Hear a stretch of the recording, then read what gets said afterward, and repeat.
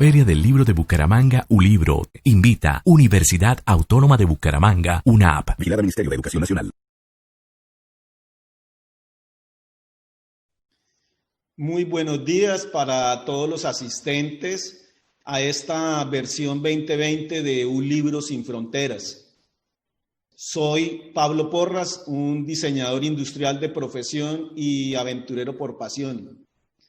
Me gusta realizar viajes lentos de aventura, bicicleta, a pie, de pesca, en kayak, para poder tener una mirada particular y personal del entorno, que después transmito a través de fotografías y texto en un blog personal, pabloporras.com. De tal manera que debo aclarar que no soy fotógrafo y este es mi primer libro. Estoy muy contento y agradecido con Un Libro y Erika Suárez, su directora, por esta invitación. El año pasado, con motivo del bicentenario de la batalla de Boyacá, decidimos hacer el recorrido de la Ruta Libertadora en bicicleta, con el objetivo de tener una visión diferente y actualizada de los hechos, pueblos, personas a través de la ruta. Fui ganador de una de las becas de creación 2019 de la Gobernación de Santander en la modalidad de crónica, con la cual se realizó la ejecución de este libro de fotografías. En su caso es una portada de mi compañero de viaje, Nelson Cárdenas, que es el fotógrafo. El libro que voy a presentar aquí es una visión muy personal. Es una crónica de viaje escrita en primera persona y acompañada del registro gráfico de colombianos a través de la ruta. No pretende en ningún momento ser un referente histórico, pero sí una manera diferente de ver cómo se puede contar algo de historia correlacionada con las vivencias actuales de los diferentes protagonistas. Entonces vamos a iniciar con la presentación.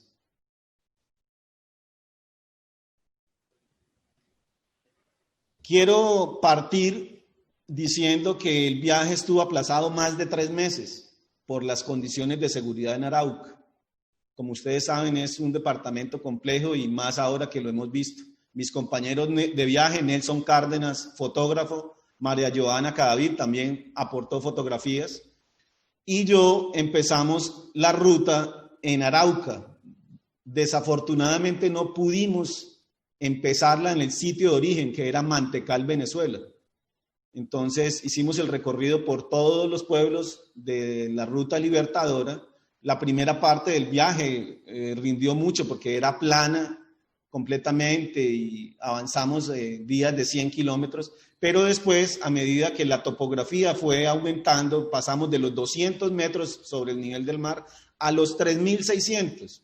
Entonces esa situación ya empezó a minorar el avance del viaje. Las condiciones se complican por el camino y así se empieza el desarrollo. Arauca, lo primero que encontramos es un sitio en donde las trincheras de los soldados no están en los postados de la carretera, sino están en la carretera. Usted tiene que pasar y parar o parar, no hay una posibilidad. Entonces esto denota la compleja situación en la que ellos viven. Tienen en este momento todos los venezolanos que están de regreso y están en este momento apostados en las ciudades fronterizas. Hay una situación de pronto un poco hostil con la Guardia Venezolana, que está en el río y siempre pasa y nos apunta con las metralletas a ver qué está pasando, y lo único que está pasando son venezolanos que vienen por insumos, que vienen por mercadería, por comida, por elementos de construcción, a pasar al otro lado. La única moneda que se maneja en la frontera es el dólar. O sea, hacer cambios con bolívares es absurdo, no se puede manejar. O sea, esa inestabilidad los tiene en una difícil situación. En Arauca conocimos a una persona muy importante que es el profesor Alberto Sabogal. Es la persona que ha realizado 4 veces la caminata de la Ruta Libertadora. En la última gastó 77 días. Nosotros, por la condición de viaje, solamente teníamos 20. Entonces, Alberto Sabogal nos facilitó direcciones, contactos, teléfonos de toda la gente con la que podíamos salir en la ruta. Tuvimos que optar por la opción de salir un domingo acompañados del grupo de ciclistas de Arauca por seguridad. Entonces, para poder salir acompañadas de la fuerza pública, la defensa civil, había Cruz Roja en el camino, bueno. Entonces, esto nos ayudó porque teníamos que salir, no digamos que escoltados, pero sí un poco acompañados. La fuerza pública, obviamente, cuando se enteraron de nuestra travesía, quisieron tomarse fotos con nosotros. Les dijimos, sí, no hay problema, pero por favor, úsenlas una semana después de que salgamos del territorio, porque teníamos que atravesar Arauca, Casanare y entrar hasta Boyacá. En Boyacá ya se tranquiliza un poco la cosa. Entonces, les pedimos el favor de que no usaran el material gráfico. Arauca tiene, como Casanare, tiene una situación de 2 temporadas climáticas, invierno y verano. Entonces, la flora y fauna está a borde de carretera, no hay que adentrarse a buscarla. Pero en esta época de verano que íbamos, pues la constante es ver animales muertos en carretera y gran cantidad de animales. Y esto no es nada comparable a la sequía que hubo hace 6 años en donde pues en televisión pasaban cantidades de chigüiros y aves muertas, pero esa es una realidad, invierno abundante y verano. Salimos de Arauca y para llegar al primer poblado, Pueblo Nuevo, donde éramos unos completos desconocidos. La primera impresión fue llegar a un pueblo donde el policía está recibiendo una encomienda en una moto de alguien del pueblo. El pueblo está sitiado a la entrada y a la derecha por 2 trincheras, donde la fuerza pública no puede entrar a ese pueblo por seguridad. Entonces, claro, llegamos a encontrar esta situación de un poblado donde no hay fuerza pública y es extraño. Al siguiente día, al salir del pueblo, íbamos avanzando en nuestras bicicletas y fuimos detenidos por una persona en moto que nos hace los interrogatorios, quiénes son, para dónde van, qué van a hacer. Y después de que hace un escaneo completo, nos saca una fotografía y dice, pueden seguir. Entonces, este es el tipo de realidades que se maneja aquí. Absurdas para algunos, pero es la realidad. Estamos en otra parte del país. La muerte es una constante y nuestro afán no es hacer apología a ella, ni mucho menos, pero en el caso de Santo Domingo, en esos enfrentamientos, hubo un bombardeo hace unos años del Ejército Nacional, cayó una bomba en un poblado de Santo Domingo y murieron 7 niños, que aquí hay una placa en honor a ellos, y 11 personas. Entonces, este territorio diferente de Colombia es nuestro y lo tenemos allá olvidado. Es gente que quiere que nosotros vayamos a conocerlo. Por el camino toda la gente nos fue diciendo, oiga, tengan cuidado con los guahibos, tengan cuidado con los guahibos, tengan cuidado con los guahibos, porque roban, quitan, bueno, en fin, hay una situación compleja con ellos. Pero José Inocencio Chincá, uno de los 14 lanceros del Pantano de Vargas, era un indio guahibo, y en este momento los tenemos allá, replegados, guardados en sus resguardos, esperando a que del gobierno nacional lleguen allá sus cositas. Nosotros les quitamos su territorio, porque antes de los colonos estaba el territorio. Charte es uno de los señores que vive en Betollos. Entonces, mientras esperábamos al grupo de ciclistas de Betollos que nos iban a acompañar a hacer la ruta, él nos estuvo contando toda su historia de idas y venidas, los conflictos armados, cuántas veces había tenido que ir al territorio, que no ha podido legalizar sus tierras, porque para legalizar sus tierras tiene que ir hasta Villavicencio, que le cuesta dinero para poderse desplazar, para empezar a hacer trámites. Entonces, esta gente pues está complicada en esta situación.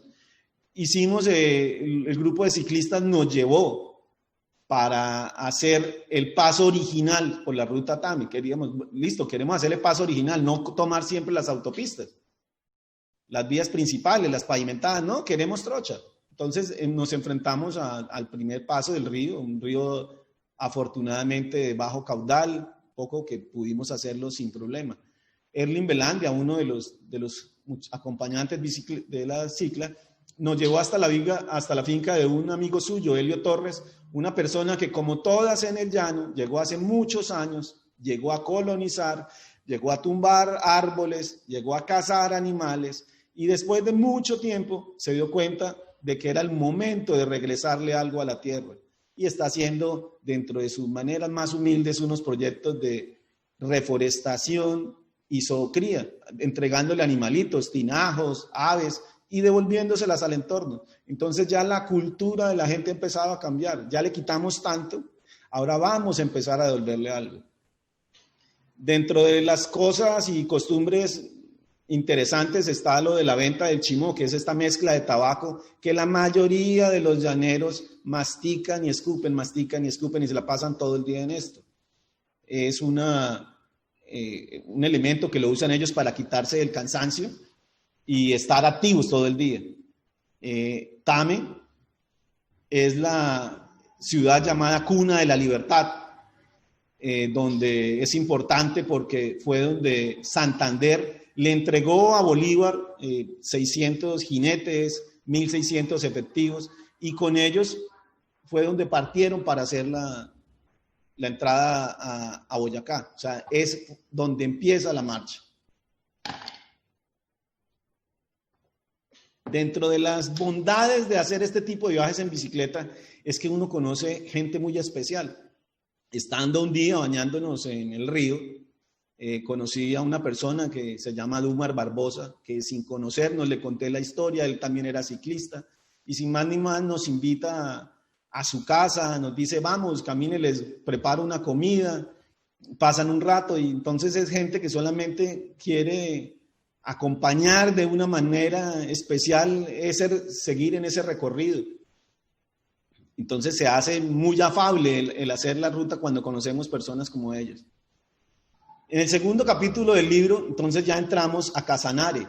En la historia se presenta siempre que los patriotas iban atravesando ríos abrazados de sus caballos y perdiendo mucho de sus provisiones y muchas vidas de animales. En este caso, pues a nosotros lo más fácil fue llegar y pasar un puente, porque el río Casanare ya es un poco más profundo, entonces no íbamos a hacer una locura como la que habíamos hecho el día anterior. Entonces seguimos nuestro camino por la vía y llegamos a un sitio que se llama El Control, donde está la profe Diana y nos dice que más adelante está Chire, que es un poblado en donde está la ruta pasó la ruta libertadora, que es importante.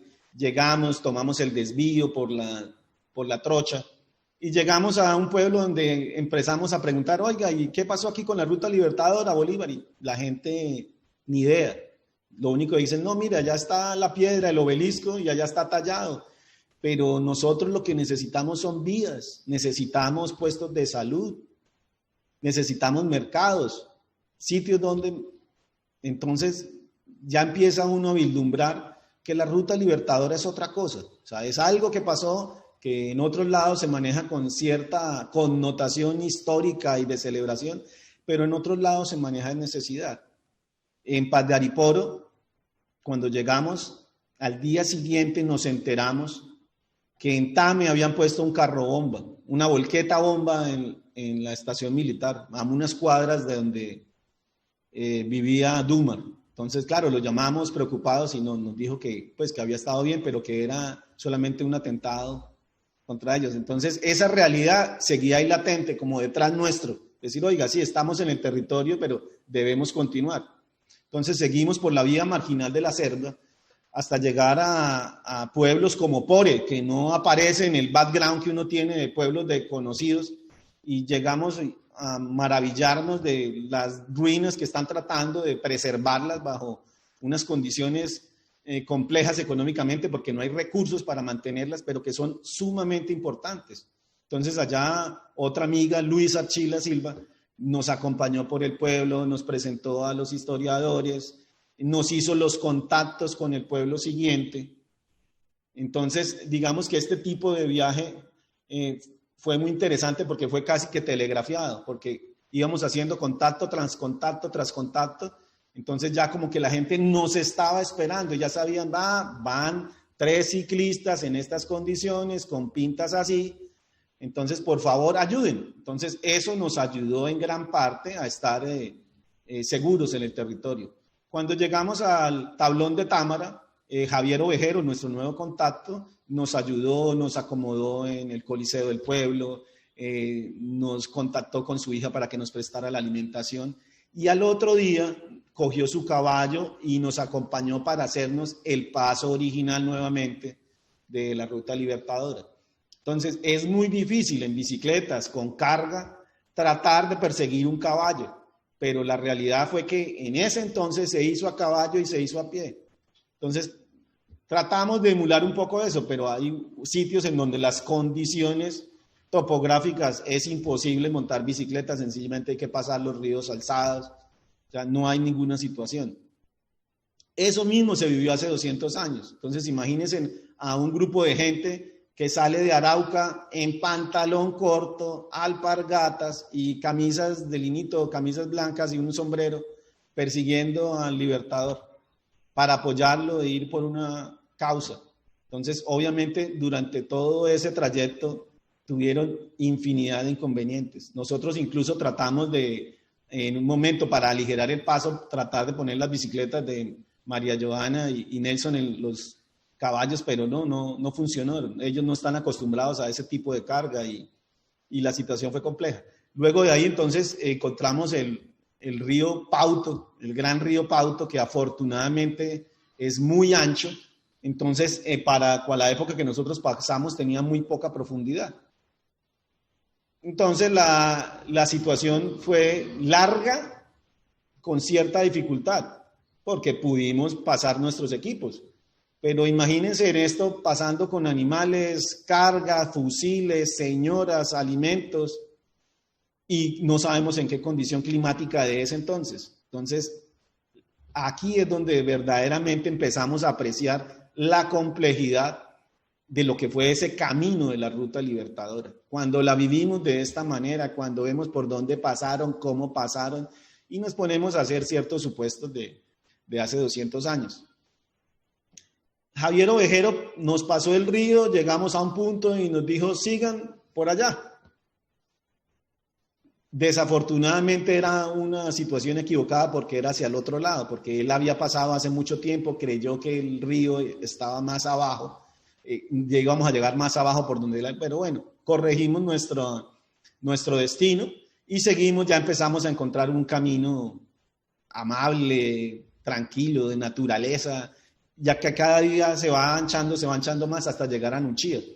En Nunchía fue donde empezamos a conocer algunas mujeres que nosotros las bautizamos como las Juanas Casanareñas, que muy amablemente nos coordinaron alimentación, hospedaje, contactos con el pueblo siguiente en Morcote. Entonces llegamos una serie de mujeres, dentro de ellas Sandra, una funcionaria de la alcaldía de Nunchía, que muy amablemente nos regaló su tiempo, nos contó su historia, nos dijo la importancia de Nunchía como el municipio de Casanare, donde se generaron los primeros jueces de paz, o sea, para tratar de buscar esa manera rápida de hacer una conciliación entre los grupos armados. Entonces, Nunchía fue una ciudad importante en Colombia por esa situación. Entonces, de Nunchía es el último pueblo de Casanare y tenemos que pasar al siguiente, que es Boyacá, que es Morcote. Entonces, la situación aquí es compleja porque es donde los generales te tienen que sentar a definir cómo van a hacer el ascenso y por dónde a Boyacá. Entonces, empieza el ascenso a Boyacá. Entonces, muchos de los casanareños y araucanos jamás habían salido de su territorio. Entonces, empezar a vislumbrar esas siluetas de montañas, pues los asusta. Dicen, miércoles, ¿para dónde vamos? Y se presentan las primeras deserciones. Con razón, porque con esa vestimenta básica que ellos tenían, empezaran a sentir algo de frío y empezar a subir y a subir cada vez más, pues la cosa no fue fácil para todos. Obviamente el liderazgo de los generales que iban ahí al mando, pues toman la decisión, dicen vamos a hacerlo y vamos a hacer por el paso del Pisba para evitar las otras circunstancias. Llegamos a Morcote, el pueblo, el primero de Boyacá en esa zona, un pueblo aislado completamente por allá solito, abandonado, en donde en la actualidad la gente dice, o en escritorio en Bogotá dicen, mire, este es declarado Monumento Histórico Nacional. A ellos le declararon la iglesia. ¿Eso qué significa? Que nadie puede intervenirla, nadie puede hacerle un arreglo.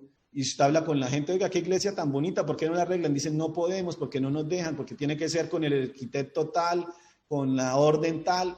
Entonces, ¿qué hay que hacer? No, hay que esperar a que se caiga.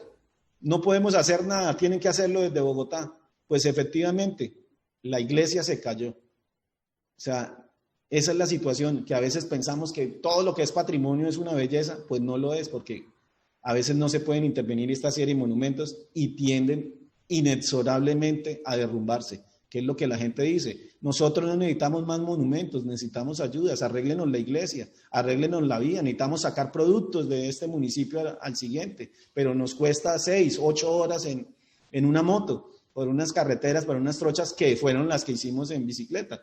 Entonces es muy, pero muy complejo las necesidades que nosotros vamos planteando y la investigación de una ruta libertadora versus lo que la gente nos está planteando de su necesidad. Entonces, llegamos a Paya, un pueblo muy conocido históricamente por la famosa batalla de las Termópilas, que es una especie de fortín, es un fortín español, pero allá fue la batalla, es una estrella de 8 puntas, en donde tuvieron la primera escaramuza, llamémoslo así, o el primer enfrentamiento, y ganan los patriotas y los españoles huyen de aquí hasta Labranza Grande. Entonces Labranza Grande está abajo en las estribaciones de esa montaña. Entonces empezamos aquí, desde a partir de aquí, de Paya, a hacer lo que sería nuestro ascenso para llegar a Pisba. Y Pisba, pueblo, apenas está a 1.500 metros sobre el nivel del mar. Entonces empezamos a hacer esta travesía dentro de lo que digo, de las condiciones de carretera que para ellos llaman vías, porque no tienen el apoyo, porque las están haciendo hasta ahora, porque usted parece que está atravesando fincas, porque nos toca muchas veces parar por la vía, quitar un portillo, volverlo a cerrar para que no se salga el ganado.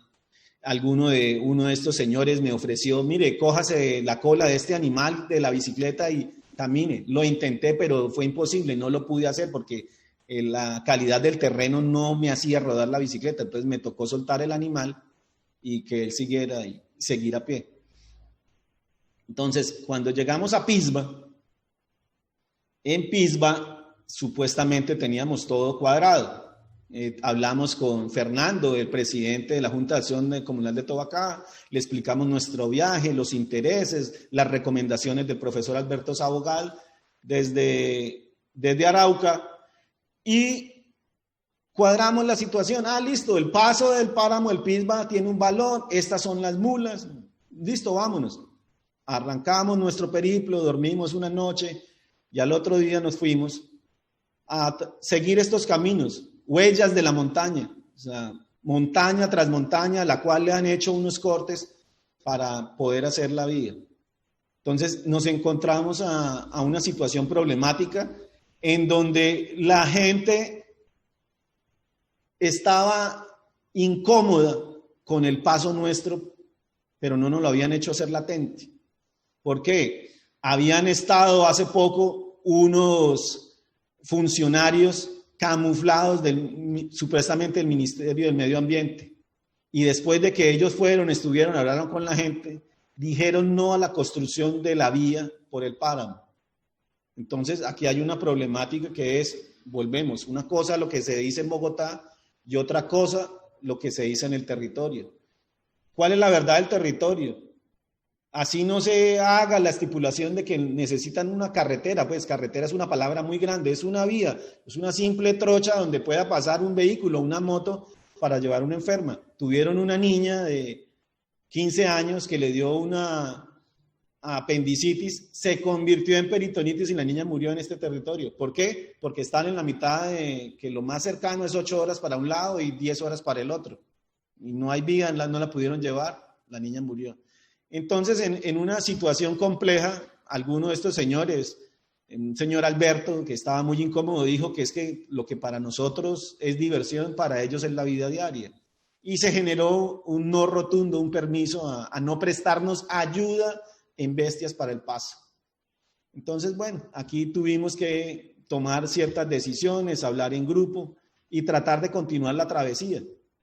Yo tuve que dormir en una casa abandonada, mis compañeros durmieron en la casa de don José Mendivieso, alguien que también se había comprometido a prestarnos las mulas y después infortunadamente no pudo.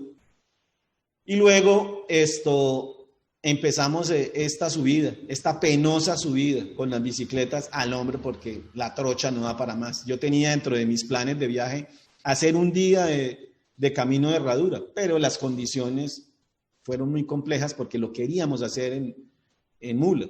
Entonces, lo que nosotros habíamos planeado, hacer un paso de un día, se nos convirtió en 4 días de travesía. Desafortunadamente, el avance fue difícil. Tuvimos que hacer vivac una de las noches acá, en medio de la montaña, en la parte baja de la estribación del páramo.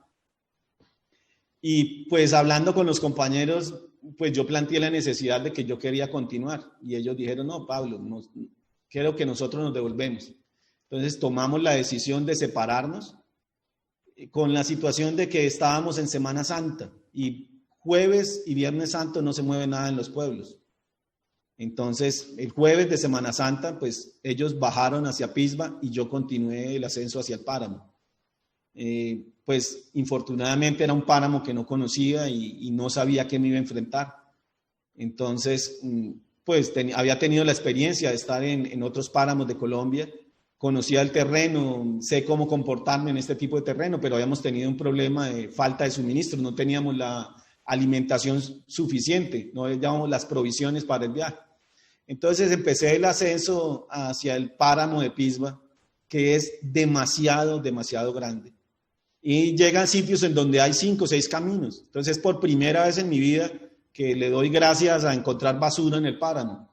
Porque al encontrar 6 caminos me toca dejar la bicicleta a un lado, salir caminando y buscar por cuál es el que hay más basura, para ver por dónde sigo. Entonces, bueno, sorteando toda esa serie de inconvenientes, pues voy siguiendo y sigo subiendo y sigo subiendo y sigo subiendo y el territorio completamente desconocido. A veces aparecen tramos muy amplios, a veces aparecen trochas de piedra, entonces voy seguro. Ya cuando empiezo a encontrar altares como este, pues ya me da cierta tranquilidad porque digo, oiga, voy por el camino principal, por aquí ha pasado gente, entonces sigo esos rastros. Aquí, digamos, en este altar, una cosa muy bonita que encontré, la tapa de una lata de sardinas dentro del altar de la Virgen, y yo deseando poder comer por lo menos una latica de sardinas, y alguien pasó y ya había llevado ese suministro. Entonces, son de esas cosas que uno empieza a valorar de otra manera. Dentro de ese paso por el páramo, pues obviamente hay algo muy importante que es la Laguna del Soldado, que es donde supuestamente, cuenta la historia, Bolívar arrojó a 40 de sus hombres muertos, porque no tenía otra posibilidad. Estos llaneros, como sigo insistiendo, imagínenselos en pantalón corto, alpargatas y una camisita, y no poco vestido y no comida, pues en el páramo tenían que autoflagelarse, o sea, darse látigo para sentirse vivos, y eso supuestamente los ayudó. Pues yo pasé N lagunas y sin mapa y sin una orientación no pude saber cuál era la Laguna del Soldado. Entonces, desde antes de arrancar, nosotros habíamos llamado al otro lado a otro contacto, doña Ana Luisa Cantor, para decirle, mire, vamos tal día, somos 3 personas y vamos para allá. Pues obviamente, dadas estas circunstancias, nos perdimos del panorama. Entonces yo tuve que seguir en ese trayecto, encontré por allá una cabaña en la vía de madera, allá pude hacer otra noche de pernocta, encontré un señor que por suerte, y era jueves, iba en sentido contrario y le pregunté, oiga, mire, voy para tal lado, ¿usted de dónde viene? Y dijo, sí, yo vengo de la vereda La Romasa, pero está a 7 horas en mula, usted no alcanza a llegar. Entonces listo, tomé la decisión de quedarme y al siguiente día hacer esa ruta por donde él venía, que era la que yo necesitaba. Él me dijo que iba a llegar un momento en que ya podía montar bicicleta. pero que todavía me faltaba subir muchísimo, pero que ya la bajada sería otro cuento. Entonces, este desconocimiento del territorio y la fortuna de haber encontrado a este señor, pues me tranquilizó un poco y ya empecé a hacer ese avance. Cuando ya empezamos a encontrar cierto panorama, o sea, la topografía empieza a cambiar y empezamos a encontrar los valles, pues ya como que el alma vuelve al cuerpo, ya se siente que algo va a pasar, que algo va a cambiar. Ya se empiezan a encontrar quebradas un poco más grandes y uno sabe que las quebradas van a otra quebrada más grande, a un río. Entonces ya como que la topografía le va diciendo, oiga, ya vamos a salir de esta. Siguiendo eso ya encontré mi primera casa abandonada y luego llegué a la casa de doña Ana Luisa Cantor, la persona que había llamado días antes. Doña Ana Luisa Cantor, pues obviamente, como yo lo llamo, es la de mi almuerzo salvador, porque después de haber estado 2 días con muy baja alimentación, pues esta señora me atendió, me consintió y me dio me compartió parte del alimento de su familia. Entonces, aquí inmediatamente me acordé lo que me había hablado el profe Alberto Sabogal de cómo se comportaba la gente de Socha, que es el pueblo donde yo iba a llegar. Inmediatamente salí de donde la señora Ana Luisa Cantor, encontré a otro señor, Jaime Cáceres, un señor que llega, me para, me pregunta de dónde viene, cómo viene, venga, éntrese a mi casa y vuelve 20 minutos después y vuelve y me da alimentación. Entonces, esa situación vivida por los patriotas hace 200 años, en donde la gente de Socha llegó y se desvivió con ellos por comida, vestido, los historiadores dicen que llegaron y se quitaban sus ropas y se las dabas a la gente, pues yo la estaba viviendo, porque salí nuevamente de don Jaime y más abajo el señor Luis de la panadería volvió y me paró, me brindó. Entonces yo decía, oiga, estas costumbres de la gente no han cambiado. Y esta situación pues obviamente borró de mi imagen la situación vivida arriba en Pueblo Viejo, o sea, el no paso de las mulas. Llegando ya a Socha, descansar, dormir, buscar un hotel, pues ya nos comunicamos nuevamente con Nelson y María Joana y decidimos que la mejor manera de hacer la reunificación era en un pueblo siguiente.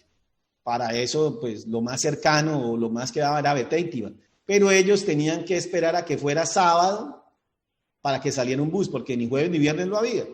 Tuvieron que esperar hasta el sábado, tomar un bus desde Paipa y llegar hasta Sogamoso y luego Sogamoso hasta Beteitiva. Entonces, ese trayecto les costó casi 8 horas. Entonces, mientras tanto, pues yo hice el avance en bicicleta, llegué al pueblo Beteitiva, empecé a hacer las cosas de buscar el sitio de alimentar, buscar el hospedaje, empezar a hablar con la gente, estarme con familias de la zona mientras mis amigos llegaban. Y en un pueblo como estos es donde uno empieza a conocer personajes importantes, así como Dumar en Tame. Aquí encontramos a la negra Herminda, una señora amable, querida, cuentera, con toda la disponibilidad de hacerle a uno el rato amigable ahí en su pueblo. Y es lo que uno dice, oiga, esta señora que prepara la comida contada, saca de su huerta todos los alimentos, dice, estos son los valores que uno debe tener en cada uno de los pueblos. Y así como hay esta Herminda aquí y está como está el Dumar allá, por el camino fuimos encontrando otra serie de personas que nos fueron haciendo la vida muy interesante.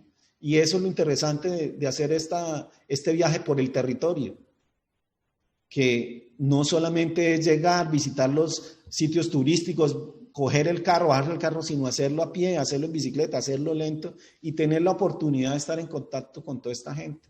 Porque esta gente es la verdadera Colombia, la que está allá. Tuvimos que, obviamente, seguir nuestro periplo y tomar el desvío hacia Belén para poder llegar a hacer la dirección hacia lo que es el puente de Boyacá. Por el camino, pues ya obviamente las condiciones cambian, ya son unas carreteras más amigables para hacer en bicicleta, están señalizadas. hay posibilidades de preguntarle a la gente en el camino, pero también a veces encontramos gente de paso, en donde, como este señor que tenía su caballo, yo empiezo a hablar con él, le cuento, oiga, mire, vengo de tal lado, présteme su mula, présteme su ruana, présteme su sombrero, tómeme una foto, y el señor se presta para esas condiciones. Entonces, a veces los mismos instrumentos que llevamos del camino hacen parte y ayudan para esa socialización con las personas. Más abajo de aquí había otro señor que iba a revisar su ganado y estaba pues un poco retirado de la carretera principal para donde teníamos que ir, pero iba en su bicicleta. Y entonces al mirar la mía me dijo, oiga, qué bicicleta tan bonita, no sé qué. Dije, pues tómela, úsela y vamos. Y bajamos casi 10 kilómetros, él en su bicicleta y él en mi bicicleta y yo en la de él. Entonces, esos elementos que los pocos que usamos, pues los usamos para el territorio. Estando ya abajo en la desviación, otro señor ciclista, José Albarracín, nos dice, oiga, tienen que ir hasta Tutasá. ¿Por qué? Dice, porque Tutasá es un pueblo importante, pues en nuestra mente no aparece nunca un nombre como Tutasá, Beteiti, Vapore, no, pero aquí no, hay que ir a Tutasá. ¿Qué pasó en Tutasá? Dice, no, porque allá fue donde Bolívar tuvo un olvido, porque cuando estaba en una batalla se iba a encomendar a una virgen, a la virgen allá donde hacen los tecitos. Entonces, ¿qué extraño hay eso? No, es que no se acordaba el nombre, entonces dijo, allá a la virgen donde hacen los tecitos. Entonces, por eso es importante Tutasá y está la Virgen de Tutasá y todo en honor a Bolívar. Nuestro viaje, pues obviamente ya toma unas condiciones de llegar a Ciudad Grande y ya empezamos a ver los grandes monumentos. Entonces, el Pantano de Vargas y seguimos por ahí, la historia de los lanceros. Ya empieza a verse una mejor situación territorial en cuanto a ver dónde están invertidos todos los recursos, porque queda fácil de llegar en carro, hay posibilidades de hotel, entonces ya se empieza a ver que las cosas son cada día más desarrolladas, más grandes. Pero si eso lo comparamos con lo que habíamos pasado en los otros pueblos, pues vemos un poco la inequidad de que hay cosas importantes allá abandonadas. Fue una sorpresa para nosotros encontrar una casona como esta, la casona del Salitre, un espectáculo de casona que para algunos está utilizada de manera inapropiada porque está dada a un privado y es un privado que le ha metido recursos y la tiene como hotel, como centro de convenciones, como salón de eventos. Pero si yo me pongo a comparar esta situación de, listo, alguien se está aprovechando, no sé bajo qué términos legales y económicos, de un bien de patrimonio nacional, pero lo está haciendo bien. Por lo menos no se parece en nada en la historia que le pasó a la iglesia de Morcote, que digo, ya no existe. Entonces, esta serie de contrastes es lo que lo lleva a uno a pensar en este pequeño territorio, porque el viaje, en fin, fueron 800 kilómetros, esto no es que sea la gran travesía, pero es lo que uno se pone a pensar en esta situación, en estos colombianos normales, en los que tienen que trabajar el campo, en la señora que tiene que desplazarse todos los días 11 kilómetros desde su casa hasta el pueblo y desde su pueblo hasta su casa, o sea, 22 kilómetros diarios, en muy buen estado físico porque me tenía al trote para tratar de alcanzarla en una bicicleta de un solo piñón y con ella acompañé, me habló, me contó de su historia, que trabajaba en las flores, que hacía, o sea, esta situación de estos colombianos son los que verdaderamente hacen plácido este tipo de viajes. Nuestra llegada inexorable a Tunja, que es digamos que la parte de Boyacá en donde está concentrado toda la situación política en lo referente a la batalla libertadora, la vimos engalanada por este tipo de paisajes. Llegamos a Tunja, ya todo el mundo arreglando calles, arreglando monumentos, todo para la situación de la celebración del 7 de agosto del año pasado. Una gran celebración que estuvo muy traída de los cabellos en el sentido de que solo hubo invitados especiales y la gente, los pobladores, los que pusieron los combatientes, los descendientes de ellos, no pudieron entrar a esa celebración. O sea, fue una celebración privada. Entonces esto salió en todos los medios de comunicación. Dice, la gran celebración de la batalla del 7 de agosto en Boyacá, solo para los invitados. Entonces quedamos aquí completamente absortos de lo que es esta situación política. O sea, sí, queremos celebrar, queremos engalanar, pero nos olvidamos del pueblo, nos olvidamos de la gente, lo que yo digo, todos esos compatriotas con los que nosotros pasamos, compartimos, nos hicieron peticiones, nos pidieron, oiga, hablen de esto, cuéntenos cosas. Pero, en fin, esa es la realidad. Llegamos al puente Boyacá, nos sacamos nuestra foto de felicidad de haber podido culminar a esta etapa del punto y tuvimos la gran despedida de lo que era la celebración de la batalla de Boyacá, con unos niños cantando en un coro una canción de ¿Dónde está la libertad? O sea, la situación no hubiera podido ser mejor planeada. Para todo el mundo termina aquí el viaje. La ruta libertadora se acabó y de aquí se fueron los patriotas y llegaron a la plaza de Santa Fe de Bogotá. Pero resulta que la historia es otra y hay algo que está olvidado. Este señor de aquí es el historiador Edgar Cano. Es una persona muy importante y que tenemos olvidada y no se le ha dado el reconocimiento que merece. Porque él se puso a escarbar allá archivos, la gente lo llamaba y le decía a Edgar, mire, vamos a demoler esta casa y aquí tenemos archivos de cosas. Entonces él empezó a acumular papeles, periódicos, hasta que de todas esas cosas encontró la carta de un señor Fernando Arias. Y en ella narra todos los hechos de la batalla del Pienta. La gente dice, la batalla de Pienta, eso no fue ni batalla, hay historiadores en contra, historiadores a favor. Pues resulta que los santanderianos dieron su aporte a nuestra justa, porque el día 4 de agosto, todas las guerrillas de Coromoro, Cincelada, Ocamonte, Riachuelo, Encino, Charalá, se reunieron en el pueblo para tratar de frenar el avance de Lucas González, el español, que tenía que pasar el puente. Y ellos se pusieron ahí, eran más tal vez como 3.000 personas, dicen.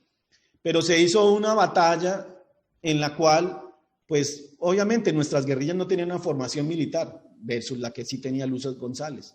Entonces, Lucas González arrasó con esta gente, pudo pasar el puente y después de que pasó el puente, pues la gente se desplegó, se metió a Charalá y Lucas González se metió a sacar casa por casa a quien encontraba y a masacrarlo, descuartizarlo, colgarlo, en fin, una barbarie. Pues de esta barbarie, pues murieron 300 santanderianos. Eso es lo que cuenta la historia. Y entre estos, en esta situación de esta barbarie, pues don Fernando Arias terminó escondido en una casa, viviendo esta situación hasta el 8 de agosto. O sea, este señor, Lucas González, duró 4 días allá masacrando gente, haciendo de todo.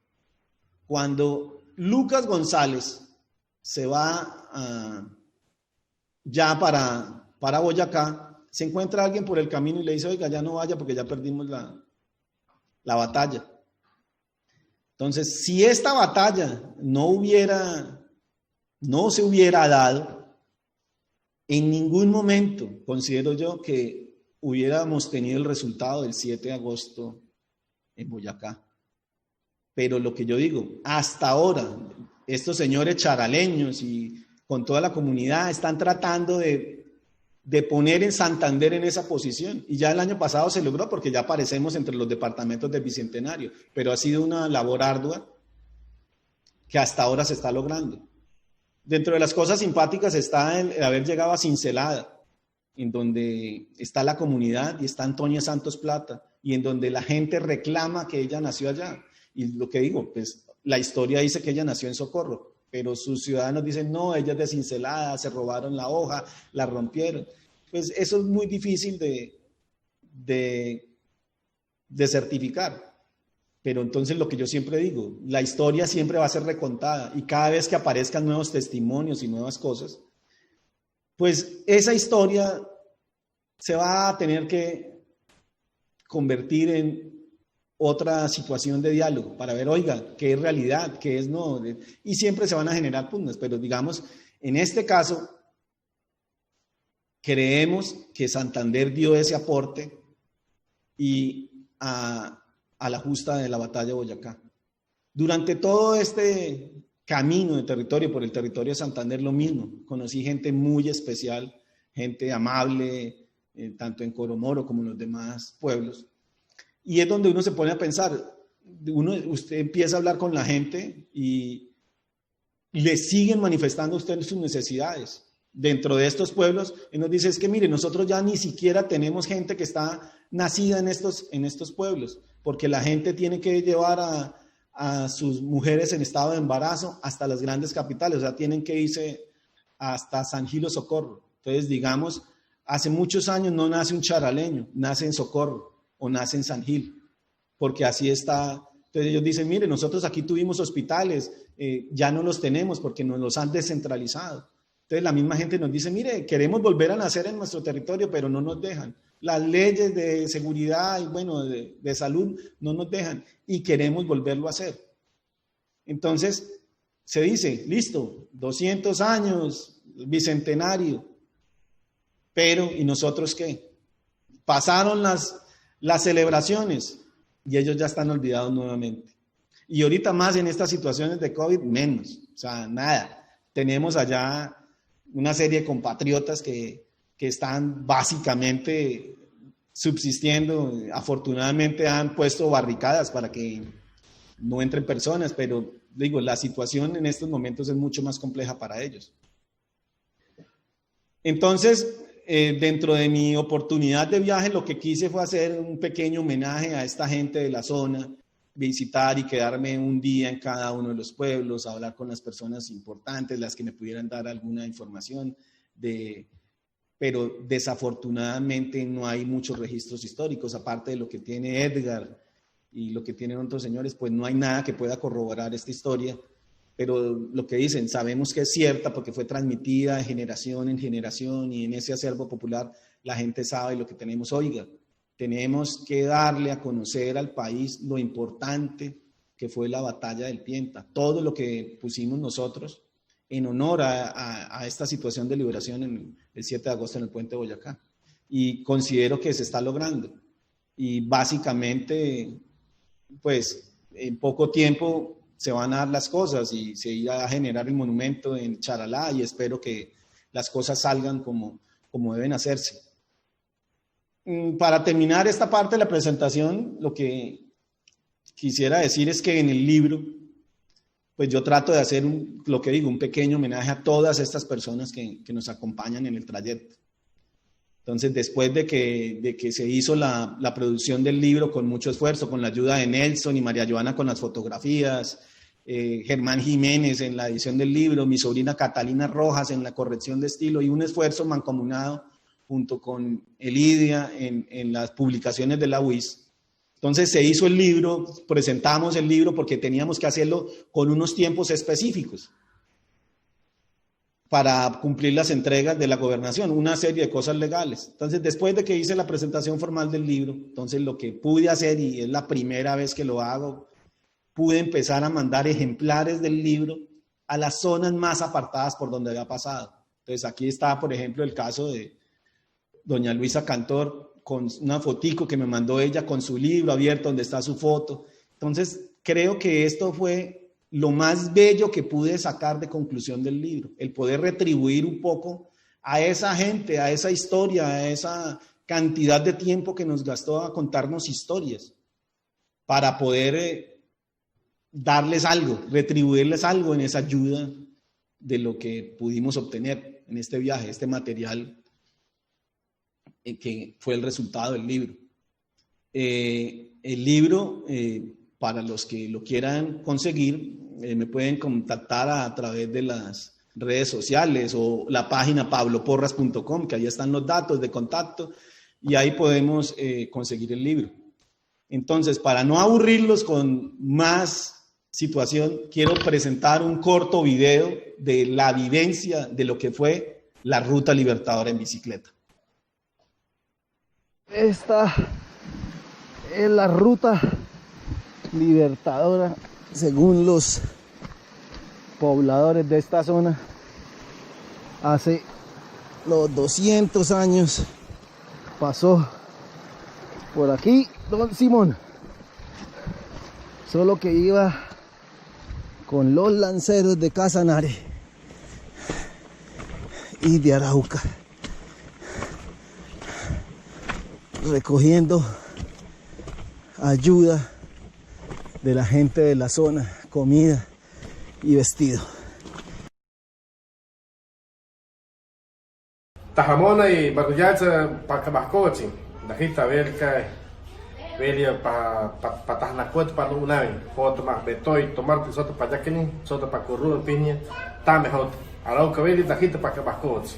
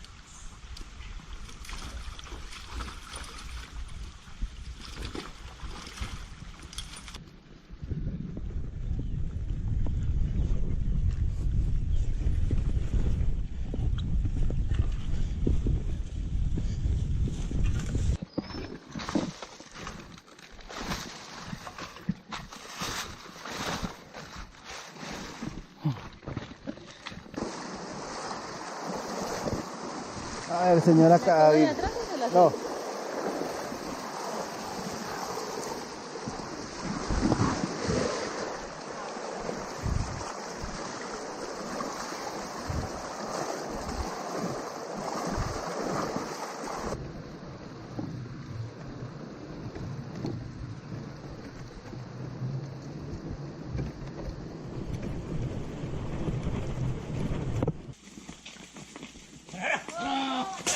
Usted se asusta conmigo.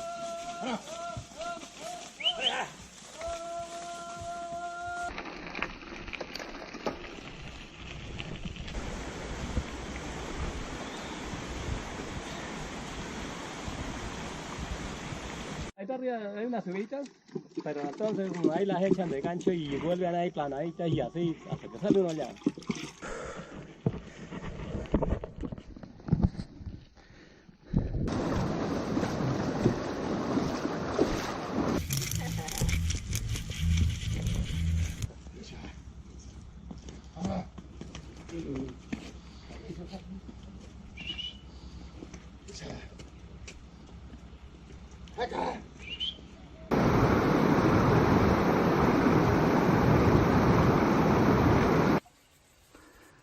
Vereda Pueblo Viejo.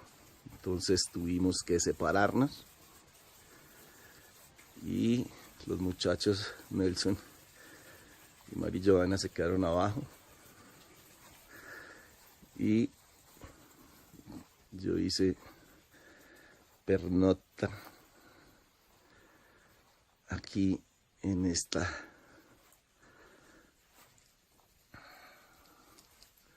pequeña casa que está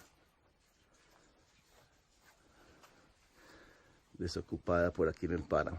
Infortunadamente no pudimos llegar a nuestro destino programado, Así que nos tocó improvisar este bivac. Aquí hay una persona que puede saludar.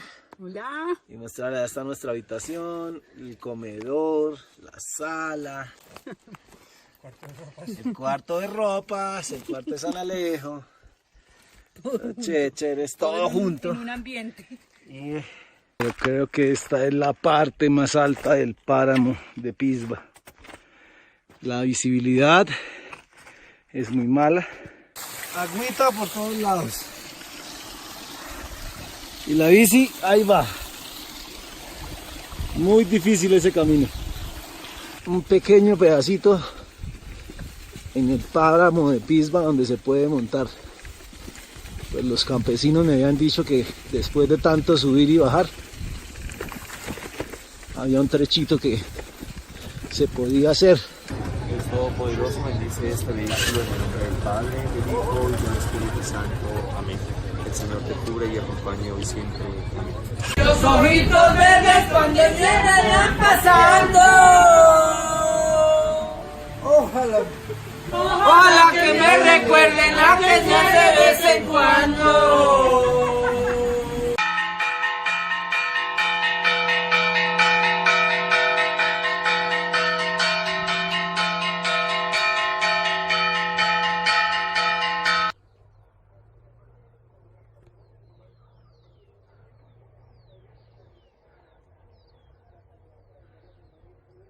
Cuando el hombre está aburrido, yo ya sé lo que le pasa. Ha peleado con la esposa o la suegra está en la casa. ¿Cuántas brazadas es que tiene que hacer? No, me va a tocar hacer unas 22. Tengo 2 cortes que ya los tengo vendidos. Están de a 20 brazadas.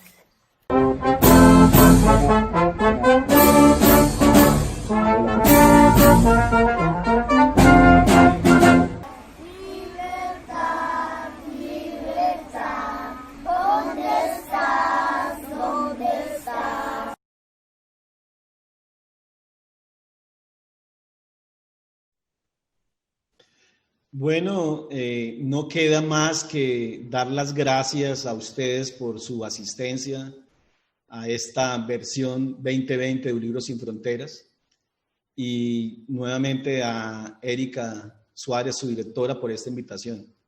Muchísimas gracias y espero que puedan disfrutar el libro en alguna oportunidad. Gracias.